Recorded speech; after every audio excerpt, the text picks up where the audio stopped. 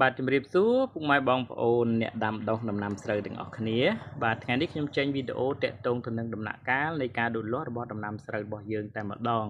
ហើយអ្វីដែលសំខាន់បងប្អូនត្រូវដឹងថាស្រូវមិនមែនត្រូវការតែធាតុគោល NPK នោះហើយការលូតលាស់របស់វាល្អប្រសើរនោះទេប្រសិនបើវានៅខ្វះមីក្រូសារធាតុណាមួយក៏វាស្ដែងចេញជារោគសញ្ញាស្ដែងចេញទៅជាជំងឺផ្សេងដែលធ្វើឲ្យដំណាំស្រូវរបស់យើងក្រិនលូតលាស់មិនល្អ